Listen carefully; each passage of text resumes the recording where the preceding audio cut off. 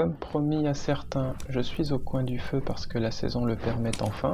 Donc bienvenue sur l'œil du cyclone, je suis Ram. Et je vais introduire ce nouvel épisode de l'œil du cyclone par le thème du travail, puisqu'il faudrait que je puisse présenter un petit peu le mien. En l'occurrence, j'ai fait une petite apparition sur la chaîne de Mandrill, mais c'est vrai que j'ai répondu directement à des sujets, mais sans préciser quel était mon travail en fait. C'est le mot qui a permis également un autre mot qui s'appelle tribulation. Comme les tribulations de l'Apocalypse, mais plus précisément les tribulations de l'accouchement. Les deux sujets sont connectés, vous comprendrez peut-être pourquoi à la fin de la vidéo. En fait, quand on dit qu'une femme va accoucher, on dit le travail commence. Donc, il y a un lien entre le travail et le ventre. Et quand on fait une analyse phonétique de ce mot, il faut savoir que ce que nous on appelle un V, en fait, les enfants, les petits-enfants, quand ils apprennent à babiller, le mot babiller lui-même indique la chose, le V, les Espagnols le prononcent plus comme les bébés quand ils apprennent à parler.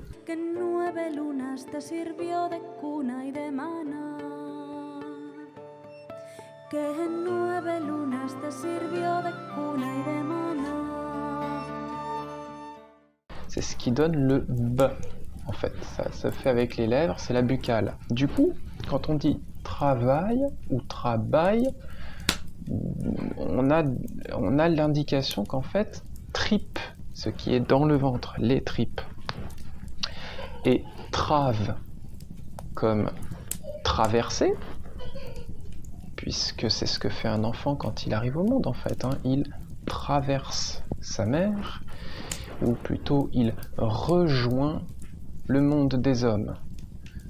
Joindre quelqu'un au bout du fil, c'est rejoindre cette personne, philosophiquement c'est la même chose.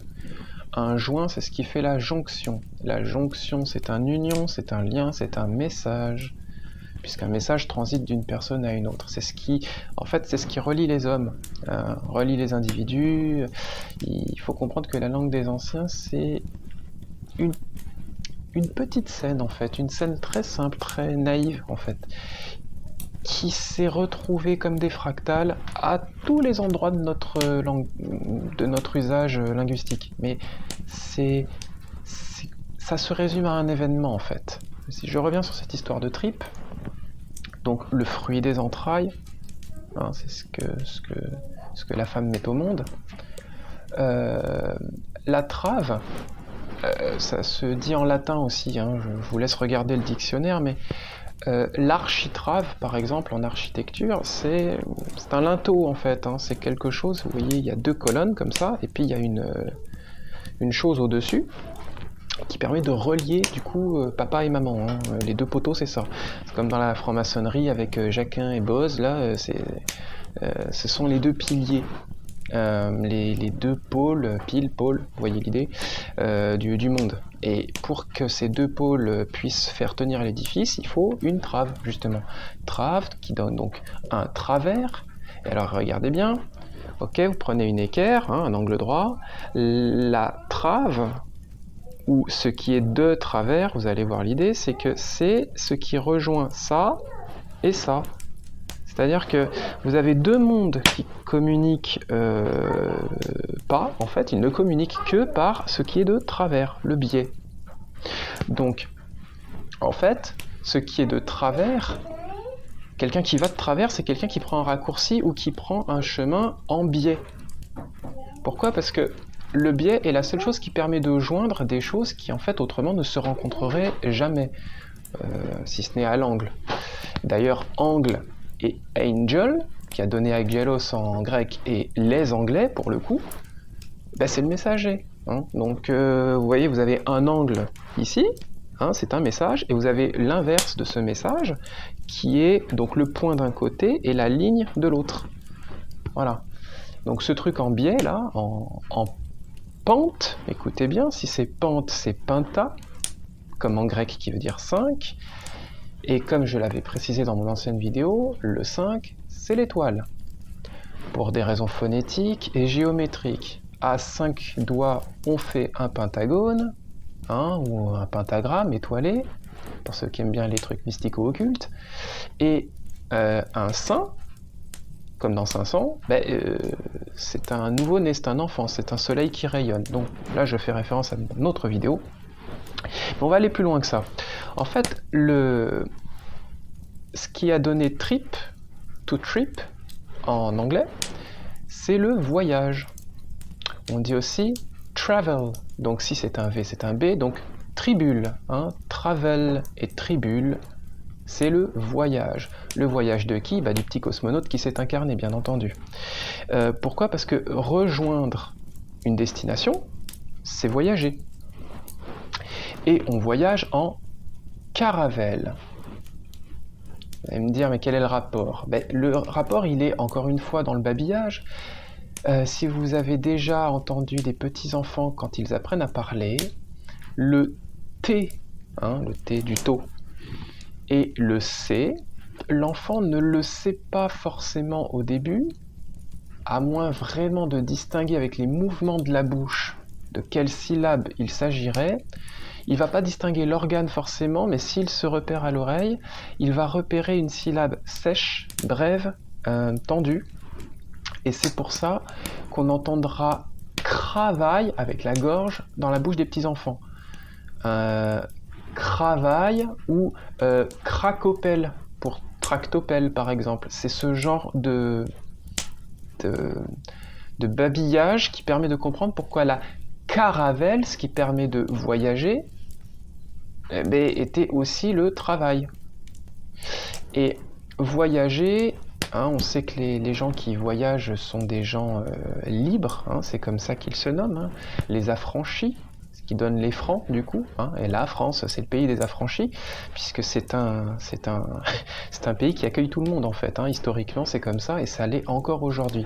Il y a une anecdote assez rigolote d'ailleurs, c'est qu'en hébreu, les pays d'Europe ont tous les noms à peu près qu'on leur donne actuellement, mais avec un A ou peu importe, en fait, c'est les mêmes noms, mais la France ne s'appellerait pas Francie, Francia ou quelque chose comme ça, elle s'appelle Tsarepta.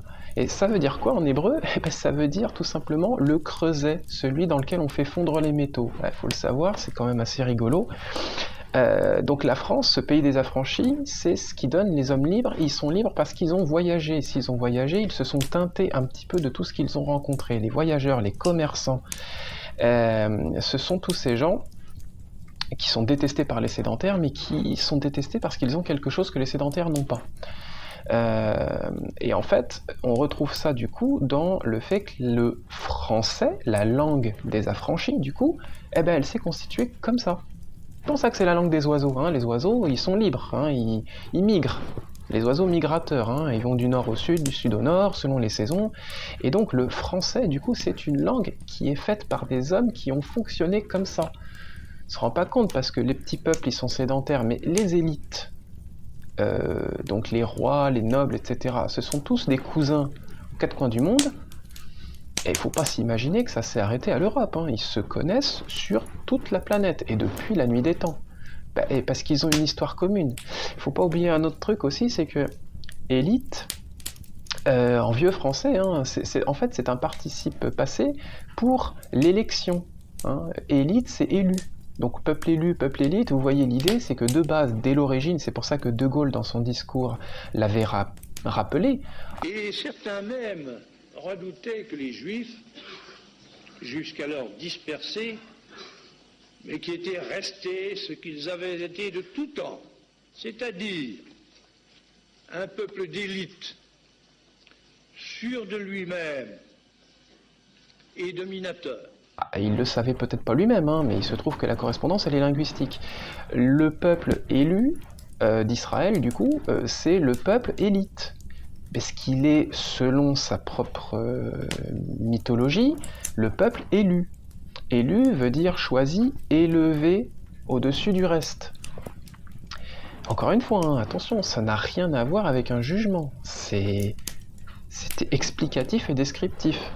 Et c'est pourquoi il n'a, à la limite, la question de savoir si biologiquement ça correspondrait à un groupe de personnes n'est pas très importante, parce que cette doctrine est tellement ancienne qu'on la retrouve également dans un courant de pensée britannique, par exemple, qui s'appelle qu'on a appelé après l'israélisme britannique. Pierre Hillard d'ailleurs en parle succinctement, peut-être de manière plus approfondie dans ses livres que je n'ai pas lus, donc je me prononcerai pas là-dessus, mais les Britanniques, qui du coup se disent British en anglais, justement en faisant ce travail sur les mots qui n'a rien à voir avec de la cabale ou du traficotage des lettres, attention, ça n'a rien à voir, ça c'est ce que les hébraïsants aiment bien raconter pour se bomber le torse et dire nous on sait plus que les autres parce que notre langue elle est sacrée, mais en fait ça n'a rien à voir.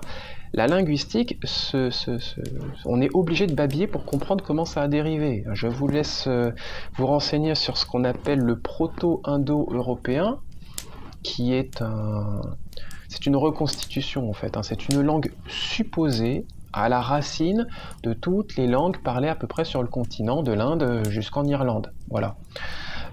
Donc on est obligé comme ça de faire des régressions dans la langue pour comprendre justement à travers notamment le langage des enfants, qui donne la tour de Babel, Babil, babillage, vous voyez l'idée.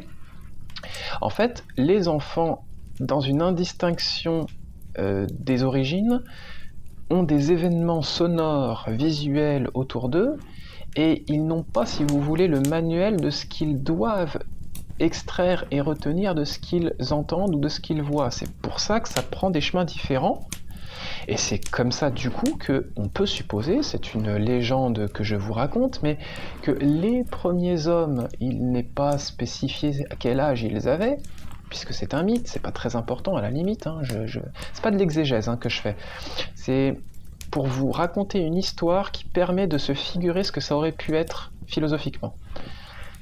Ces hommes non éduqués au langage babillent, ok ? Donc on ne sait pas, ça pourrait être des bébés, c'est pas important, parce que homme et âme, c'est le même mot en fait, c'est qui se tient au milieu des choses ou à l'intérieur. Je renvoie à mes précédentes vidéos. Du coup, et ça donne l'humus aussi, c'est ce qui est à la surface du sol et qui est entre sous terre et ciel. L'enfant babille, donc du coup il est dans l'indifférenciation des choses et par conséquent il a tous les potentiels, il peut tout apprendre. Cet état originel permet du coup de comprendre comment des peuples sur des choses très simples se sont mis tout simplement à dériver à partir des mêmes événements, en n'en retenant pas le même principe. C'est pourquoi par exemple, voilà, je reprenais cet exemple de, comment ça s'appelle, du travail. Le travail et le cravaille, si je le grimace, on peut détecter que je n'utilise pas la même partie de l'organe, la gorge d'un côté, les dents de l'autre. Mais phonétiquement, si je mettais ma main devant et que je disais travail, cravaille, eh bien ça pourrait se confondre. Et c'est même tellement vrai que il y a des exercices que je pratique en gros pour entraîner le cerveau, pour le muscler. Et il y a un exercice qu'ils appellent au diapason, où ils vous bombardent des séries de da et ga, mais sans vidéo, vous l'avez juste en audio, et en faisant exprès d'atténuer le son, de le déformer pour confondre en fait l'auditeur. Je vous assure que je me plante un coup sur 4. Je suis persuadé d'entendre ga, mais c'est un da qui était prononcé. Et je me fais avoir, mais vraiment, on se rend pas compte parce que l'habitude, le contexte fait automatiquement scinder. Ah, forcément c'est un ka. Ah, forcément c'est un da. Mais si vous n'aviez pas le mot complet et le contexte pour aiguiller votre instinct malgré vous, en fait, c'est automatique, et bien vous pourriez vous planter un coup sur deux. Et les enfants, c'est ce qu'ils font. Pendant 1 an, 2 ans, 3 ans, 4 ans, parfois, ça, peu importe.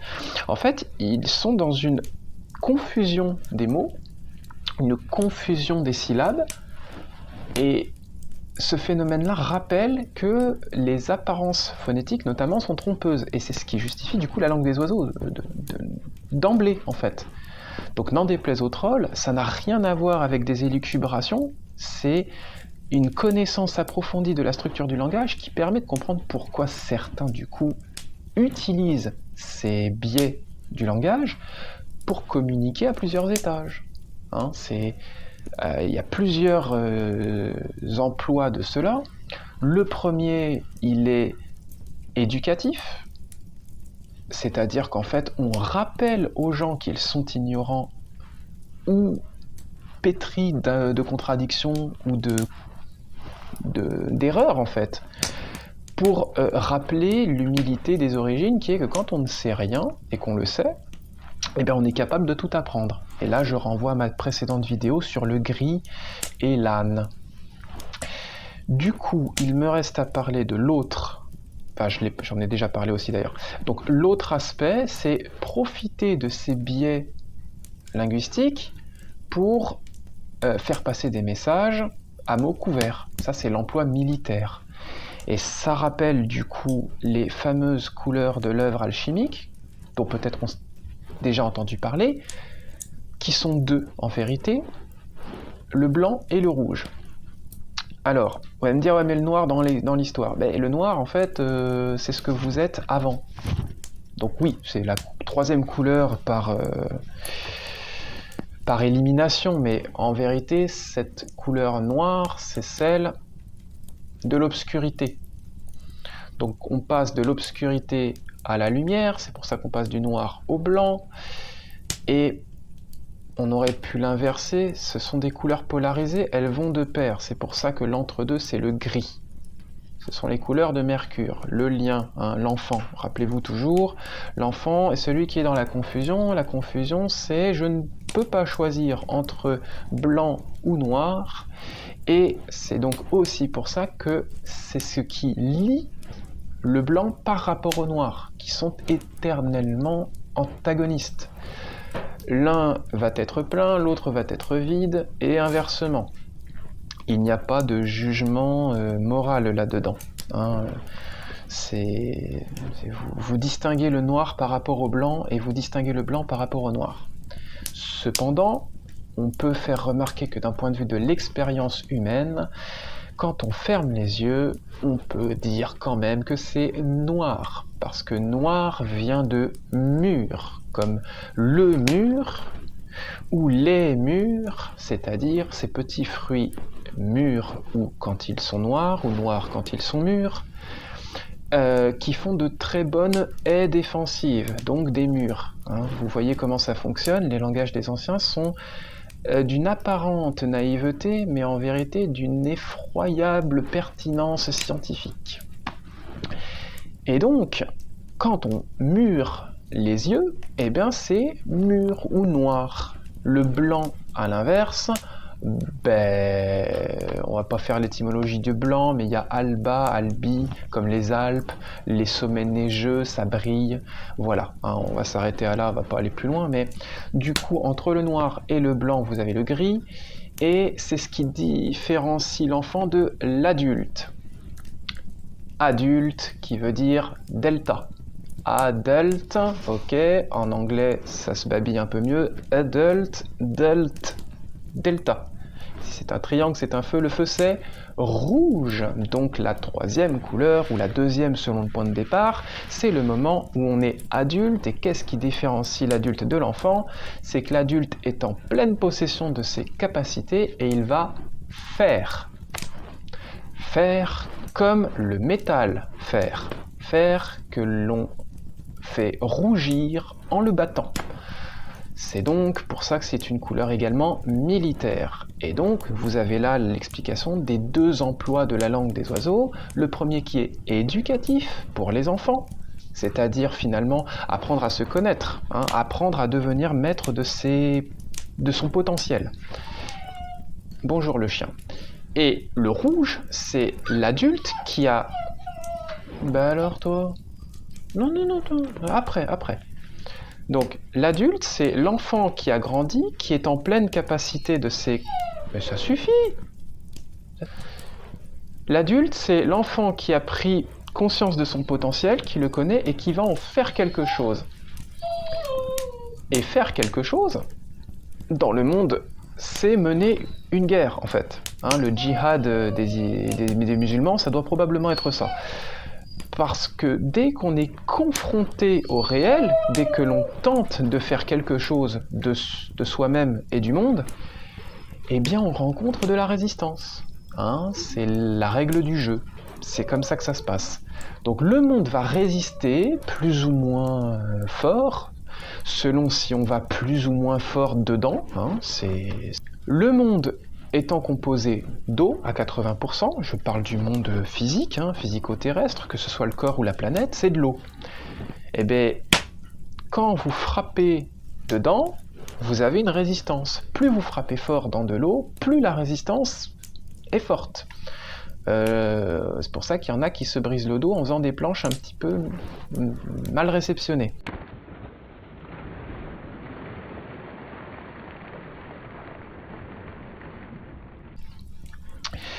Voilà, c'est pour vous donner une idée physique de ce que veut dire résistance du monde. Loi générale ou agent Smith dans Matrix, ça vous donne une autre idée morale de ce qu'est la résistance du monde à ce que vous essayez d'en faire. Voilà, hein, d'en faire. Et l'enfer, hein, c'est ce qui est, selon la tradition, sous terre. Hein. Dans les enfers, c'est au noyau terrestre. Hein. Il est composé de fer, ça vous laisse comprendre que quand même les anciens savaient de quoi ils parlaient. Hein, vous allez rester au fond du trou si vous ne décollez pas. C'est ça le message. Donc de digression en digression, je vais peut-être essayer de reparler du travail du coup. Le travail qui était l'introduction de cet œil du cyclone. Le travail, si c'est le travail, la caravelle, le véhicule, travailler, c'est accoucher. Le travail, c'est également le labeur. Et dans ma première vidéo, je faisais remarquer que lèvres et labeur avaient une origine commune parce que livrer quelque chose, c'est l'apporter ou le porter. Parce qu'il y a un lien entre livre au sens la peser, hein, la livre à la base c'est une unité de mesure de lourdeur. Livrer, c'est faire peser sur, ok ? Donc, délivrer, c'est retirer le poids, et c'est pour ça que c'est un vocabulaire qu'on emploie dans le domaine des embarcations, des livraisons, puisqu'on charge et on décharge. Il se charge et se décharge comme ceci. Charger, décharger, charger, décharger, charger, décharger. C'est une arme fiable, ferme, et qui a un coefficient de pénétration... Safi. La caravelle, ou la carriole, c'est qui va transporter le fardeau, la charge, l'enfant. Et dans les campagnes, on utilise pour cela souvent un âne, pour montrer de manière hiéroglyphique également que les thèmes sont liés. Et du coup, livrer, ou lèvrer, ou labourer, c'est travailler. Et l'accouchement, ou le travail, est douloureux. Cette douleur-là est le point commun qui a permis de faire passer du travail au sens accouchement, au sens voyage, à la sueur du front biblique du laboureur. Mais si vous remarquez bien ce que fait le laboureur, il se déplace en fait sur son champ. Hein. En gros, il parcourt son champ, il le travaille au sens où il le traverse. C'est celui qui bouge pendant que le maître, le mestre ou le mystère, qui vient également de mythos, c'est-à-dire le mythe, ce qui ne parle pas. Parce que le maître ne bouge pas.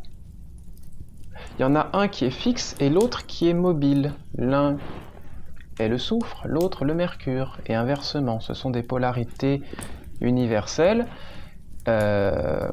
qui sont l'observation de ces polarités, c'est ça la science d'Hermès en fait. L'hermétisme, C'est une philosophie qui est en fait la philosophie des philosophies. C'est pour ça qu'aucune ne lui arrive à la cheville ailée d'Hermès. Parce que tout simplement, c'est celle qui passe son temps à se positionner au milieu du monde. Le monde existe par mouvement, qui dit mouvement dit différence, dit antagonisme, et le milieu, c'est le point où les antagonismes sont observés comme tels. Ce qui implique que le milieu est affranchi de toutes les manifestations du monde. C'est le fameux monde des saints. Et je renvoie à ma précédente vidéo par rapport à ça.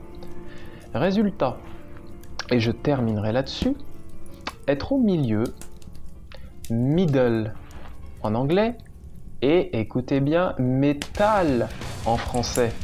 Parce que la fonte des métaux, on fait de la forge, c'est bien, pas de problème. Mais le philosophe attentif aura remarqué que si le truc s'appelle métal, c'est parce que c'est un middle, un milieu. C'est un intermédiaire en fait entre le monde des pierres, le monde des plantes. Il y a quelque chose de vivant dans le métal, il se tord, il est malléable, il peut revêtir différentes formes, et c'est un médium au sens où il a une capacité de résonance qui permet de faire transiter les messages. Mon chien, j'aimerais que tu fasses moins de bruit, je t'aime. Donc, c'est le médiateur, le métal. Mais l'origine de cela, c'est la notion de milieu. Qui dit milieu dit âme, puisqu'un milieu, c'est l'unité, c'est ce qui... D'ailleurs, les métaux, c'est ce qui permet de faire la monnaie. Pourquoi ? Parce qu'on peut les frapper, les séparer et les refondre pour les rassembler. Donc, du middle, du métal, du milieu, on peut à la fois dissoudre et coaguler, rassembler, séparer, et c'est ça qui est derrière le mot métal. Et après, il y a différents métaux avec des propriétés différentes, mais le fait de parler de métal en tant que tel, c'est une idée bien précise qu'on désigne. Donc, au cours de mes vidéos, je vais détailler ces problématiques, parce que il y a une différence entre l'usage conventionnel des mots et l'usage initiatique des mots. Ce ne sont pas des élucubrations, ça n'a rien à voir.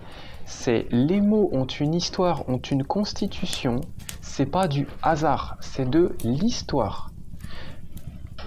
Et cette histoire-là, de la même manière que les archéologues et les historiens, dans une certaine mesure, remontent le temps à travers les traces laissées par le temps, eh bien, il y a le même travail que l'on peut faire à travers les mots.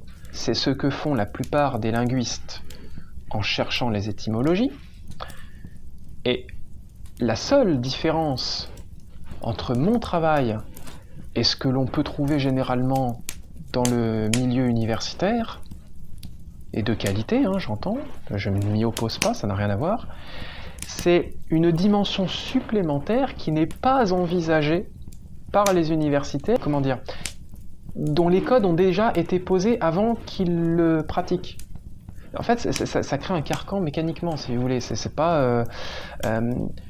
certains, peut-être, oseraient envisager le mythe de Babel, par exemple, au pied de la lettre, comme une réalité. Mais, si vous voulez, dès lors qu'ils feraient ça, c'est pas forcément mon cas, mais ils rentreraient en collision idéologique avec le consensus général qui s'inscrit dans un contexte politique et historique, donc ou politique tout court, parce que l'histoire c'est la politique, logiquement c'est la même chose. Donc voilà en quoi se différencie le travail que je produis de ce que vous trouverez en linguistique conventionnelle. Et là encore, attention, quand la plupart d'entre eux... j'ai déjà eu des trolls sur la gueule, C'est ridicule, hein. Quand ils parlent de linguistique, les mecs, en fait, ils ont jamais bûché le sujet. Ils vont sur Internet, ils tapent étymologie de bidule, et ils tombent sur « Ah oui, en latin, ça veut dire ça ». Bon, bref, c'est la maternelle et les crottes de nez, quoi. Genre, le latin, il est arrivé comme ça sur Terre. Hein, il n'a pas d'origine, le latin. Non, mais... Faut vraiment pas avoir de neurones, les gars, sans déconner. Bref. Allez, à bientôt. C'était Ram pour l'œil du cyclone. À la prochaine. Bisous.